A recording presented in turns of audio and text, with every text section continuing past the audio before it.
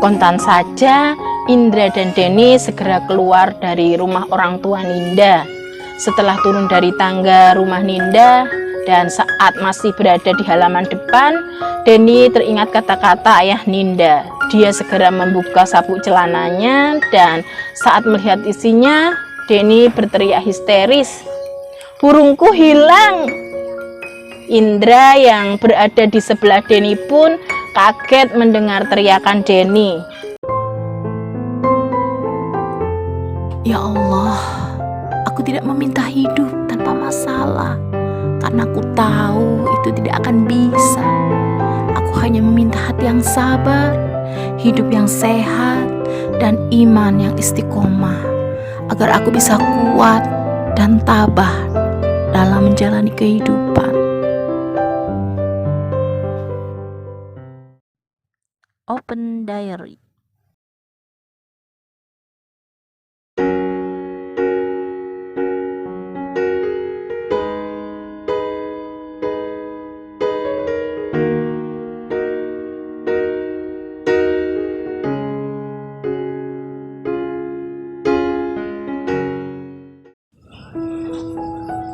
Assalamualaikum warahmatullahi wabarakatuh. Halo Elin Story Lovers, apa kabar kalian hari ini? Pada kesempatan kali ini saya akan membawakan sebuah kisah yang dikirim oleh Mas Jati di Jakarta. Diary.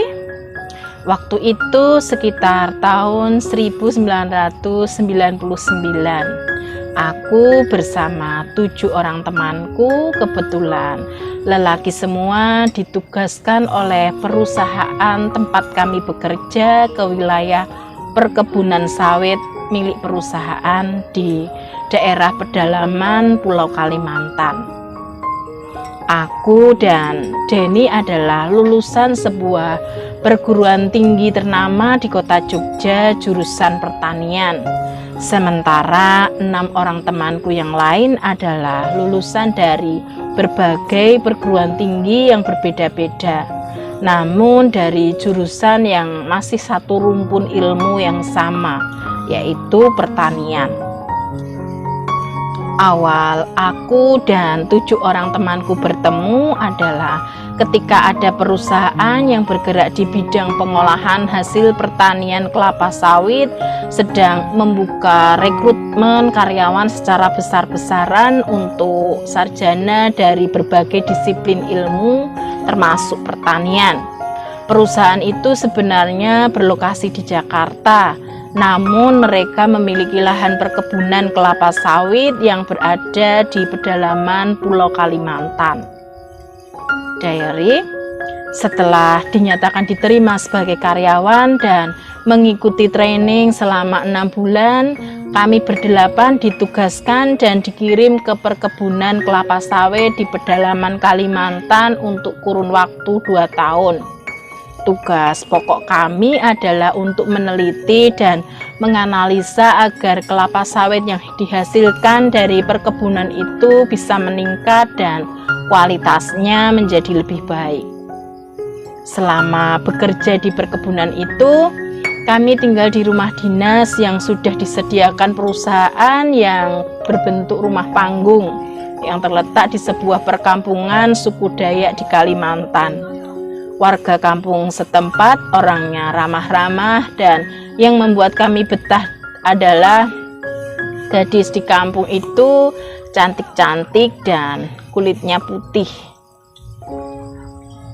Namun aku ingat pesan kedua orang tuaku agar selalu bersikap sopan dimanapun aku tinggal.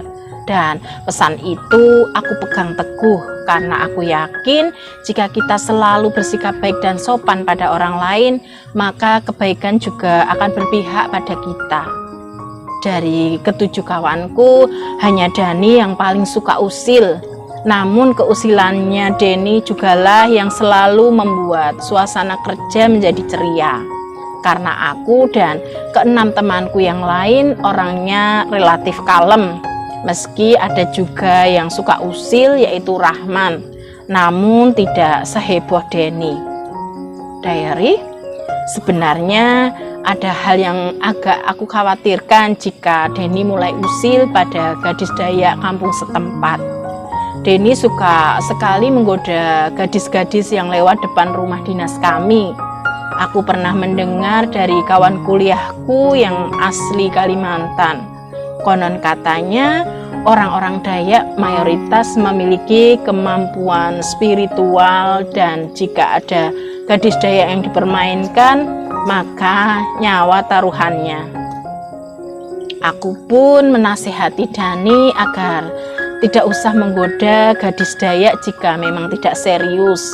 Aku khawatir nanti dianggap mempermainkan mereka dan jika keluarganya tidak terima, bisa-bisa nyawa kita melayang.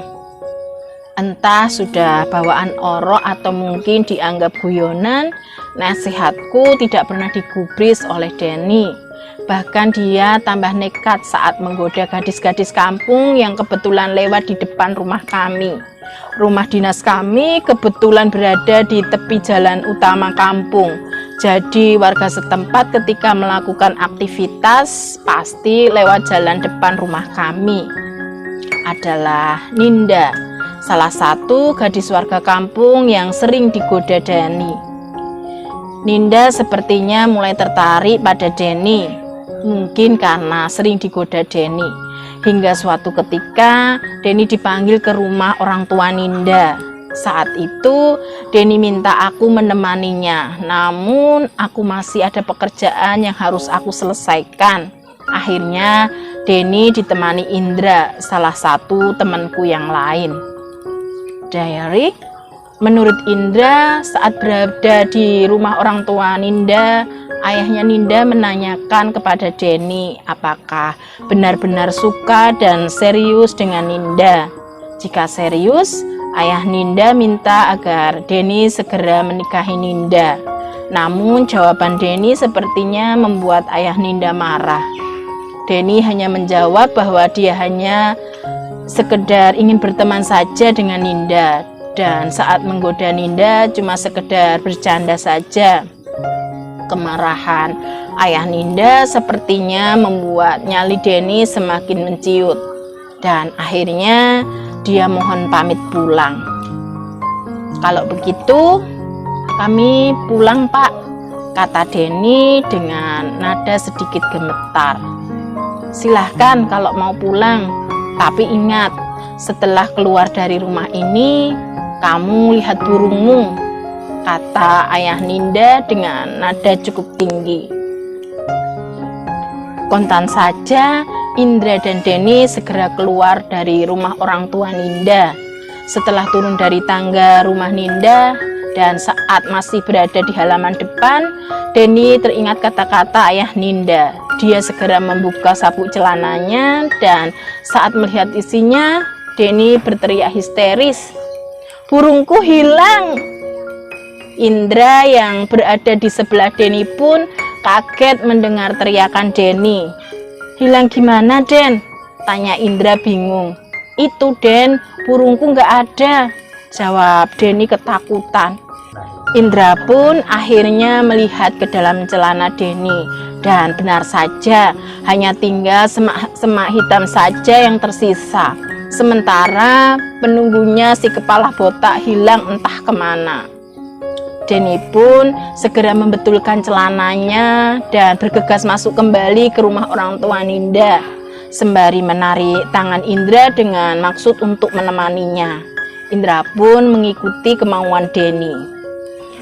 "Maaf Pak, apa yang Bapak lakukan dengan burung saya?" tanya Denny kepada ayah Ninda yang masih duduk tenang di ruang tamunya. "Kamu sudah mempermainkan anak saya. Anak saya, Ninda, jatuh hati sama kamu. Tapi kamu ternyata hanya bercanda saat merayunya. Sesuai tradisi kampung sini, ada dua pilihan. Jika burungmu ingin kembali, kamu nikahi anak saya atau kamu bayar pengganti mahar untuk anak saya," jelas ayah Ninda. Setelah berpikir sejenak, Denny memilih untuk mengganti mahar untuk Ninda. Nilai maharnya cukup fantastis untuk saat itu, di atas 10 juta. Akhirnya kami berdelapan patungan sekitar 1,5 juta per orang demi membebaskan burung Denny yang disandera oleh ayah Ninda. Diary. Akhirnya setelah mahar dibayar, burung Denny pun tiba-tiba sudah nangkring kembali di tempatnya semula. Entah bagaimana caranya, aku tidak tahu. Mungkin itu salah satu kehebatan orang-orang suku Dayak. Aduh Den, aku kan sudah pernah bilang sama kamu, jangan godain gadis Dayak jika kamu tidak serius dengan mereka. Kalau begini, kita juga yang ikut kena getahnya, kataku suatu sore saat sedang kumpul di ruang tamu rumah dinas kami. Kenapa kamu nggak milih nikahi Ninda saja sih Den?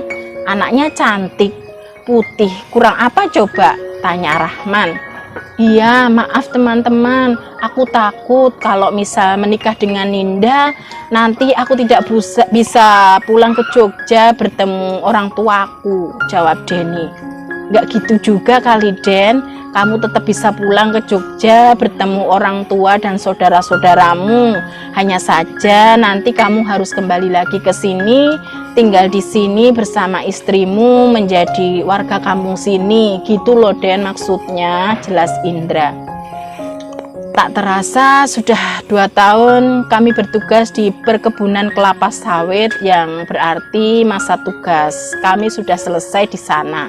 Dan akhirnya kami pun ditarik kembali ke kantor pusat di Jakarta. Demikian sebuah kisah yang dikirim oleh Mas Jati di Jakarta. Terima kasih Mas Jati yang sudah berkenan membagikan kisahnya di Elin Story. Nah, buat kalian yang mempunyai kisah yang serupa dengan kisahnya Mas Jati atau mempunyai pengalaman hidup yang tidak bisa kalian lupakan sepanjang hidup kalian, silahkan kalian kirim di elins.story@gmail.com. Terima kasih. Wassalamualaikum warahmatullahi wabarakatuh.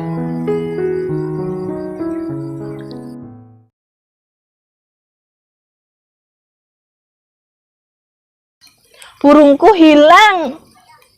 Indra yang berada di sebelah Denny pun kaget mendengar teriakan Denny. Hilang gimana Den?